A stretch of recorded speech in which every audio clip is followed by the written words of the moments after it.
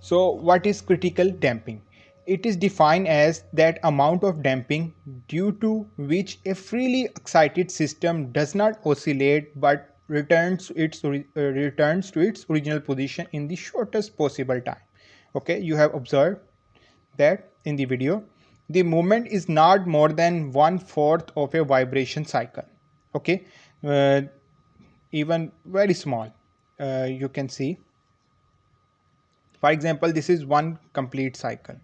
Okay, here one complete cycle. Okay, in the critical damp the body start moving from here and stop here just in a quarter of a cycle.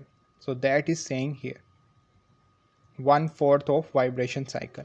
The C value for critically damped system is called critical damping coefficient, that is CCR. An underdamped system completes many cycles of vibration before coming to rest. That is, I already explained. An oscillating system is said to have a critical damping if, okay, if our this condition equal to this, that is the first condition of the critical damp. Okay, so I will take under root on both sides. Okay, then under square and under root will be cancelled out. 2m will go on the other side. This will become 2m into under root k over m.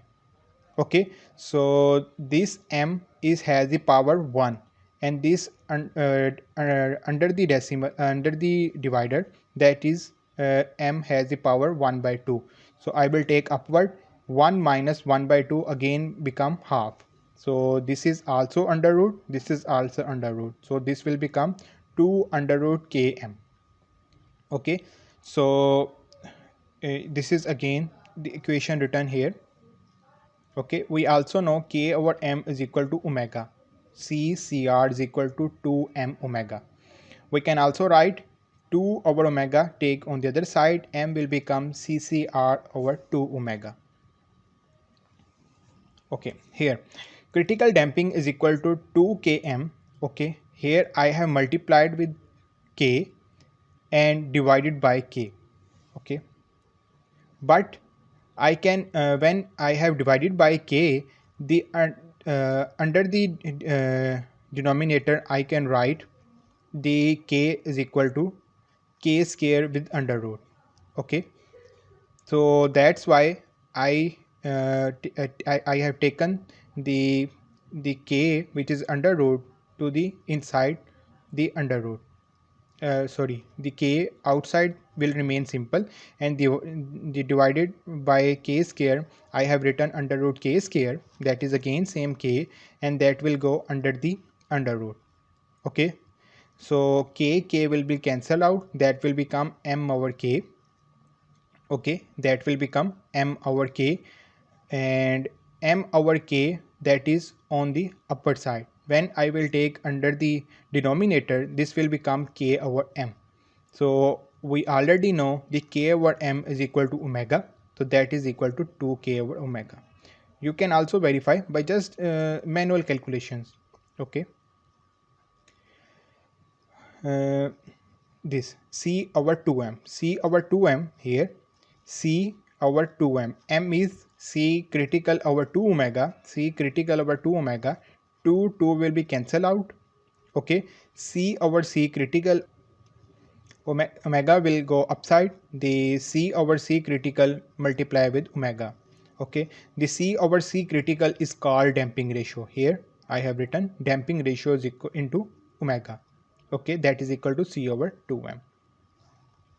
Okay, the damping ratio is equal to c over CCR. In case of critical damp system, the roots of characteristic equations are equal. Okay, critically damped, when this equal to this equal, then the roots will be equal. Okay, which are called repeated roots. Okay, P1 is equal to P2 is equal to minus P. Okay, and the P value is equal to C critical over 2m, that I have discussed, I will discuss later. Here is the value of P, C critical over 2m. In such case, the first solution is U1 is equal to C1 e power minus Pt, and The other independent solution in case of repeated roots can be found by multiplying the above equation with t as follows this. Okay, the same constant, okay, multipliable with just u1. Okay, now the new constant of integration, that is c2, multiply with t, and previous one is e power minus ept. Now the total solution, that at the start of the equation for the viscous damping I have discussed, the total solution will become 1 and 2, that will be c1 e power minus ept plus c2 t e power minus pt. By taking common e power minus pt, where p is equal to c critical over 2m. That is the solution of the equation of motion for damping system. Now damping ratio of a system. Okay, damping ratio of a system is defined as the ratio of damping present in a system to its critical damping. Every system has its some characteristic properties, mean it has some damping properties. Okay, the damping properties of that system divided by the critical damping coefficient, that is called damping coefficient. The critical damping coefficient usually ranges between 2 to 10%, okay, for actual structures. Okay, for our concrete, for our steel structure, that is 2 to 10% of critical. If damping ratio is equal to 1, then that is a critically damped response, that is I have already discussed. Okay, the system where damping ratio is greater than 1, that is overdamped system. Okay, here, and the if their damping ratio is less than 1, that is underdamped system. Over all structures, concrete and steel are underdamped system, because it takes some vibrations, then after taking some vibrations, its amplitude start reducing, and then after some time it comes to its rest position or the original position. Our structures are underdamped. Time history analysis. You can see in the previous equations I have, when we apply the force, just we apply the force at the start, then we remove the force. Okay, but in the time history analysis, for example, when earthquake hit to the structure, it does not stop after the applying of the cord. You have seen the earthquake record. Okay, there are too many vibrations, in means after some time again the forces transfer to the structure. Okay, there are too many. Okay, I have already discussed the accelerogram or the time history record or the ground motion record in the first lecture. Okay, so there are many after vibrations with the small interval of time. So in simple word, in the time history analysis we discuss the equations with the external force. Okay, we do not say that the force is removed. In the time history analysis we say that the external force is applied. The equation of motion for a linear single degree of system subject to external force is the general equation derived earlier and reproduced below. Okay, the basic components I have discussed already, and this equation again written here with the external force. Okay, when this external force applied, then the initial displacement and the initial velocity, okay, at time 0 must be specified to define the problem completely. Okay, we already know before applying of the force, the displacement is 0, velocity is 0. Typically the structure is at rest before the onset of dynamic excitation. Dynamic excitation means before applying the external force. In the dynamic excitation, maybe sinusoidal force, maybe earthquake record, any force. Okay, that can be. One technique that is used to solve such linear differential equation is the use of Dummel's integral. In this approach, the applied force is represented as a sequence of infinitesimally short impulses. Okay, infinite short impulses means short time periods in the earthquake. The response of system to an applied force Ft at time t is obtained by adding the response to all impulses up to that time. For undamped single degree of freedom system, here is the response equation. Here, when the external force Ft is applied, okay, when the external force Ft is applied, then what will be the deformation we can get by the Duhamel's integral equation. Okay, this equation is based on at rest initial conditions.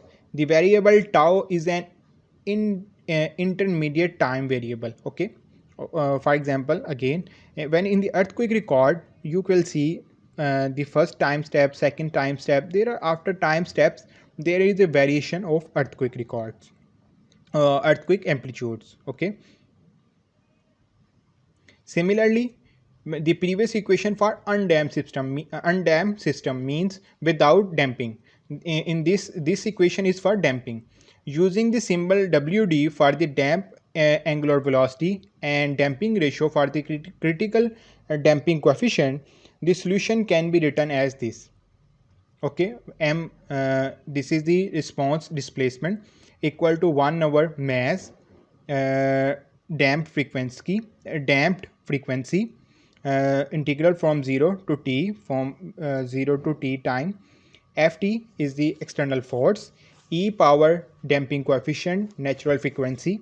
Okay, t minus tau. Okay, t is the total time at where you are finding the response, and tau is the small interval of time, or the small intermediate step. Sine into omega d into t minus tau into d tau. Okay, dt. Duhamel integral provide an alternative method to classical solution if applied force is defined analytically by a single function that permits analytical evaluation of the integral. This equation is provided by Duhamel. With this single equation, we can get the response against the applied force. For complex excitations that are defined only by numerical values of Ft at discrete time instants, Duhamel integral can be evaluated by numeral methods. This is just depend why uh, this discussion is going on. To solve this integration equation against the earthquake records, for the good computer roughly take half an hour or 1 hour. Okay, means too much time for the solving for one earthquake record, and for the analysis we need three earthquake records against five earthquake records. Earthquake record means ground motion. Okay, so to take the response with the Duhamel's integral, that takes too much time. Okay, even the softwares, etabs, SAP 2000s, okay, these softwares are based on Duhamel's integral also. Okay, there is alternate method, that is the numerical method. Okay, numerical method is the approximate method, but with in the lesser time, that give the approximate or the much closer result to the Duhamel's integral. Duhamel's integral is the proper method, but the numerical methods or the numerical procedures are the approximate method. Okay, however, more efficient numerical procedures not using the Duhamel's integral are also available to determine dynamic responses. Means these numerical procedures are also available to get the response. So let's see the example. Using the Duhamel's integral, determine the response of a single degree of freedom system assumed to be initially at rest, subject to a step force Ft is equal to F naught at time greater or equal to 0. Here, force is applied and it is keep on applying as the time increases. Okay, external force is applied F naught. Okay, we know the Duhamel's integral for undamped system 1 over m omega n natural frequency 0 to t f of tau sine into omega n into t minus tau bracket d tau. Okay, here you will see f naught will be replaced because we know the force. Here the rest of the equation is same. Now To integrate this, we have to take, we know the integration of sine is cos. Okay, here, before taking the before doing the integration, we know this the uh, the integration of sine is the cos. Okay, so for that I have multiplied and divide with omega n. Okay, natural frequency multiplied and natural frequency divide, and 1 minus sign here and 1 minus sign here, minus minus will be cancelled out, this omega n will be cancelled out, the equation will become again the same one with the previous one. Here is the integration of sine, that is cos omega n t minus tau. Okay, omega n that is multiplied here, that is omega n square. You can again verify, if you take the derivative of cos omega this, again this value will become. Okay, if you take the integration, this value will become. You can also verify. Okay, the derivation of cos is sine. Okay, that is derivation of cos is minus sine. Integration and derivation are reverse. If you take the inverse of one, the value will become of the other. Okay, the derivation of cos is minus sine the function and the derivation of the function. Okay, this is the value. Okay, now omega is the k over m.